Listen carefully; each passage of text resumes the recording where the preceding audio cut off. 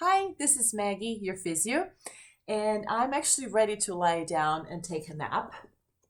No, just kidding. I'm actually finding myself a comfortable position here to show you an exercise that's really great if you have excessive tightness, stiffness coming from the neck to your shoulder, which a lot of us do. A lot of us work at a computer or just work too hard in a forward bend position or with the head slightly leaning forward.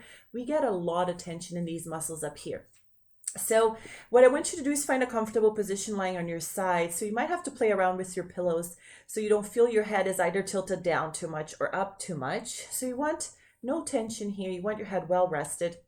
And I usually use another pillow under my waist because otherwise I kind of sink too much down, right? So I want to keep my spine in a more neutral position. So I stick that little pillow in there and another pillow between my knees. But it's really just as much comfortable as you can be, okay? And you're always going to use your breath for all the exercise that I do, especially when they involve trying to relax muscles. So I want you to try to breathe through your rib cage. Our diaphragm is that big muscle we have underneath the rib cage.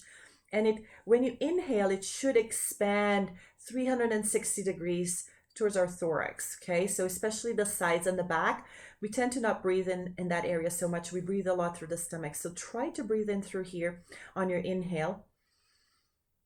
And as you exhale, you're going to try to shrug or actually just relax.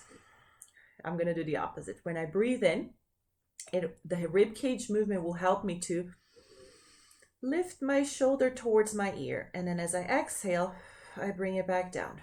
So you want to make a really good purposeful breath where you deeply breathe in and exhale. And you're going to do that about 10 times. And make sure you're not trying to bring your head towards the ear. So you really want to fully relax that head and do that motion. Very nice. So that shoulder blade is actually gliding up and down over your rib cage. The next exercise, you're going to do 10 again, 10 repetitions of everything. You're going to bring the shoulder forward, or think more of the shoulder blade gliding around your rib cage forward. That's called a scapular protraction. And then you're going to bring it back as you inhale. So almost like you're trying to make that top shoulder blade kiss the bottom shoulder blade. Okay, so the shoulder blade comes apart and it comes back. So you inhale and you exhale. And the arm is just kind of following the motion. I'm not really doing any active movement in the arm itself. It's really the shoulder blade that's initiating the motion, or your breath is initiating the motion, and the shoulder blade just glides along, okay? And then you're going to do 10 times shoulder circles.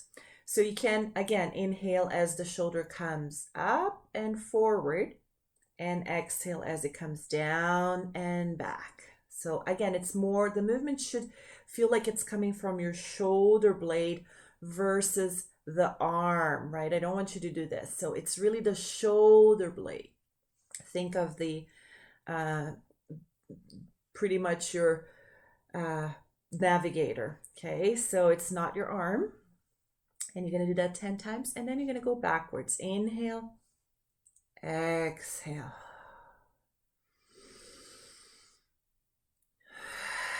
And again, minimal movement in the arm. The arm is really just resting. Your head is resting, and you're really using that shoulder blade movement, okay? And then 10 times, hands sort of resting on your chest. You're going to try to lift your shoulder above your head. But think of trying to draw a half circle or a rainbow above you. And I don't want you to feel you crunching that shoulder in. I want you to feel there's really a freedom of movement there, and you can get a stretch feeling at the bottom part. So no crunching feeling at the top, and then back down. Again, the breath starts the movement. So you inhale to lift, exhale to lower.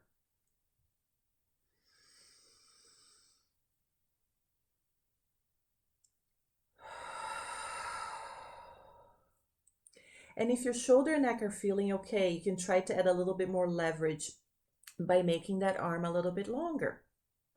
Make sure you're not locking out your elbow. A lot of people will do this to try to lift, and see how I'm sort of scrunching again. I don't want to scrunch. I want to feel that freedom of movement of the arm up and down. So there's a certain angle that you shouldn't feel so much clicking and clacking in your shoulder joint.